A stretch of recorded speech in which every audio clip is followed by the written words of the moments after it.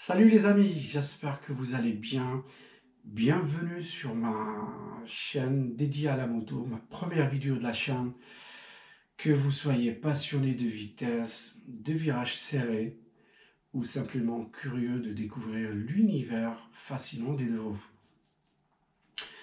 Vous êtes au bon endroit. Donc ici, je vais essayer de partager des astuces, des tests de moto, des balades et tout ce qui fait vibrer le cœur des motards. Donc je vous prie d'abonner, de me rejoindre pour vivre la passion de la moto ensemble. Alors, pour une première vidéo, donc, je vais essayer de me présenter brièvement et de présenter ma moto brièvement également. Donc je m'appelle Kamal et je vis à Paris. Je suis motard depuis mars 2023, donc je suis toujours en permis A2. Et j'ai acheté ma première moto 3 mois après avoir obtenu mon permis. Donc je suis toujours en A2 et je passerai le permis A en mars de 2025.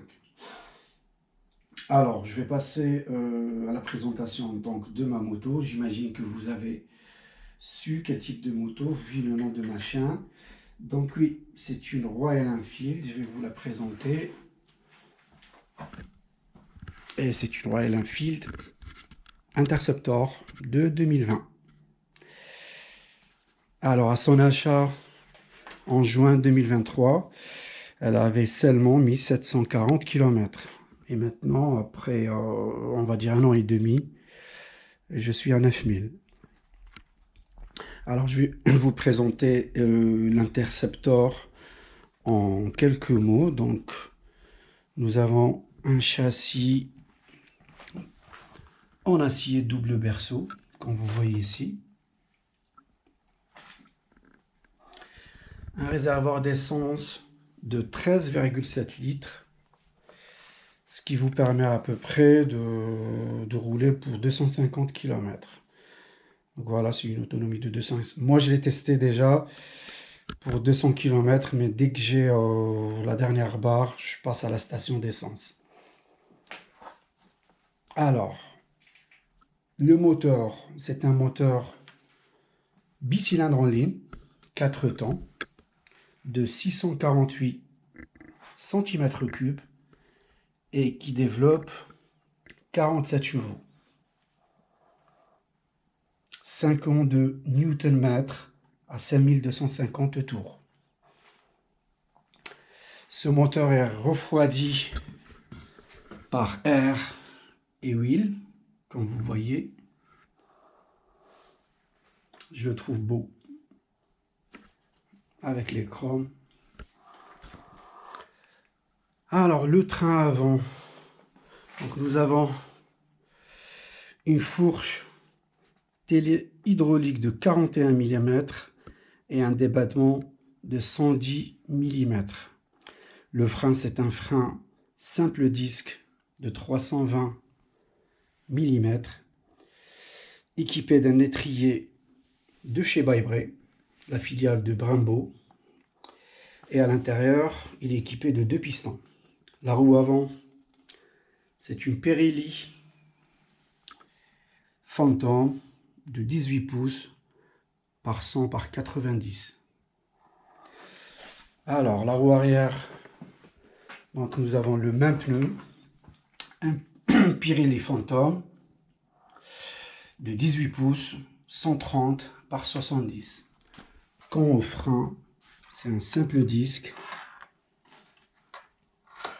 et un étrier de frein avec un seul piston. Le freinage est ABS. Et donc voilà, la moto, elle est en full à 47 chevaux, donc elle n'est pas bridée. Et elle est presque d'origine. J'ai fait quelques modifications, mais pas beaucoup. Je vais vous les montrer. Alors, j'ai mis un 6 bar à la place de la petite barre qui était ici, la barre de maintien du passager. Un support de coffre. Le coffre, il est là-bas. Pour les longs trajets, pour que je puisse mettre les deux casques. La selle, elle n'est pas d'origine, je l'ai changée, mais je vais vous la montrer la prochaine fois dans la deuxième vidéo. Donc, la selle d'origine, je peux vous dire que c'est une planche. Donc là, elle est échangée avec une housse de chez French Monkeys, ainsi que la sacoche latérale, qui me sert à mettre le gilet de sécurité. Qu'est-ce que j'ai changé également? Les rétros ne sont pas d'origine. Les rétros d'origine sont fixés ici.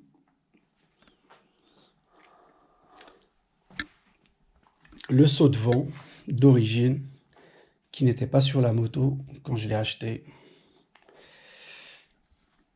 Les barres porte-sacoche sont d'origine, mais ils n'étaient pas sur la moto également.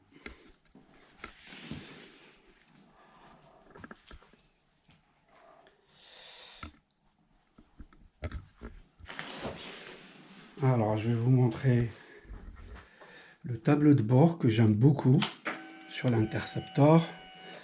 Donc, vous avez un fond bleu et aiguille rouge. Sur le premier cardan, donc on a la vitesse avec un petit cardan numérique qui totalise les kilométrages, jauge d'essence, trip A, trip B.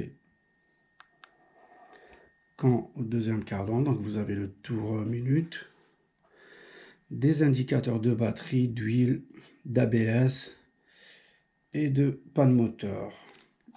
L'indicateur de rapport engagé, par contre, on a uniquement le neutre. Alors, j'ai rajouté également une prise USB. Les leviers de frein et d'embrayage ne sont pas d'origine. Je les trouve sympas en noir, anodisé et rouge, ils sont réglables.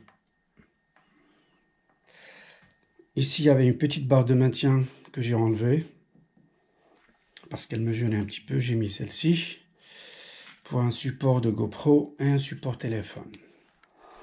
Alors, hop, je vais allumer le moteur et je vous laisse écouter le son du moteur d'origine.